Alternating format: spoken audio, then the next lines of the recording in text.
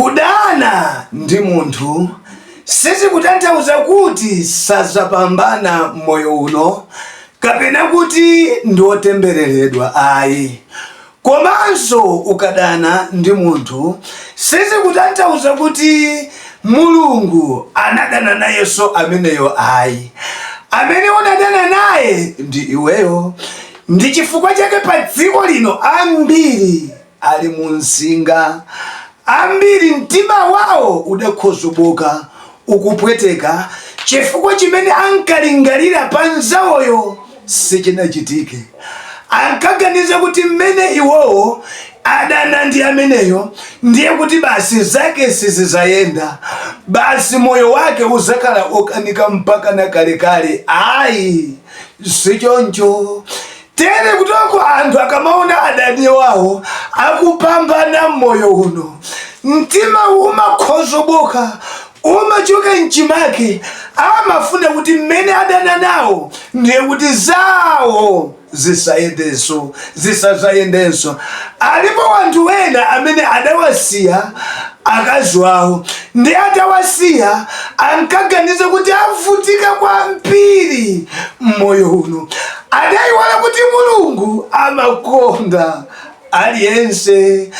Adapita pena pake kukabisala chete nde mkumango yang'ana amene uchatu azona hii manje avutika kwambiri. Amaoneka ndi masewera amene uchatu sapindula sapambana mmoyo uno. Abale musamaganize choncho ayi. Mtima umene wambiri pa dziko lapansi apwetekeka chifukwa amayembekezera kuti adani yawo agwe, avutike, asauke, aphinjike, ati mpaka nazafike popepesa pomagwada. Abale, kunjaku kuli Mulungu. Musamaganize choncho ayi. Mulungu amene adalenga inu ndi amene adalenga ine.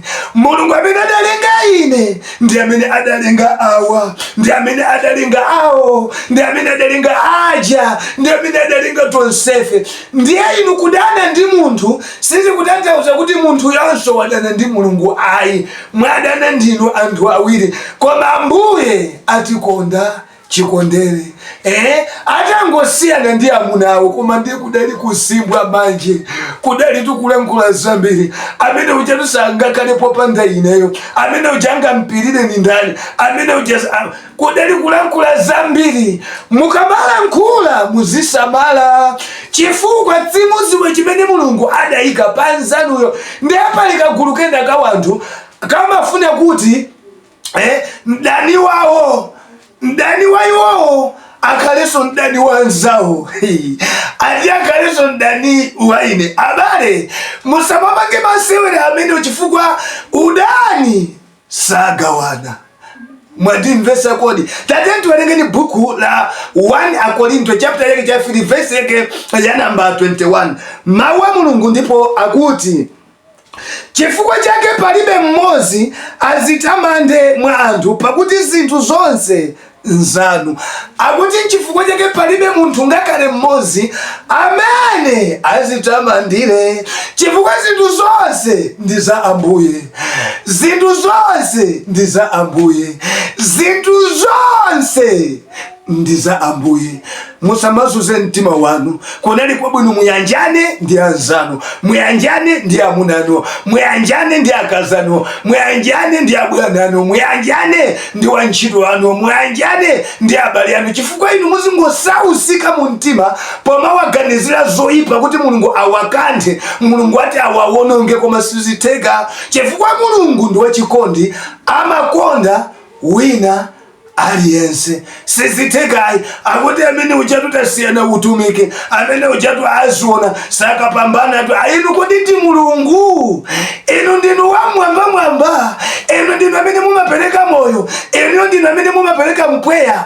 Abale, musamaganize motelo. Kuganiza motelo mkuchedwa ndipo muzavulala. Ndiye munthu oteroyo amene umamfunira zoyipa Mulungu amangomudalisa. Ndicho linga choti ufe mwachangu ndi nkhawa, ufe mwachangu ndi manyazi, ufe mwachangu ndi mastress, ufe mwachangu poona chipambano, poona madaliso amene ali kukhutuka kukhutuka kosatha. Ambuye akuthandizeni ndipo Ambuye akuchoseni mtima woipa umene muli nawo. Pastor Faison ndiye dzina langa. Shalom, shalom, shalom.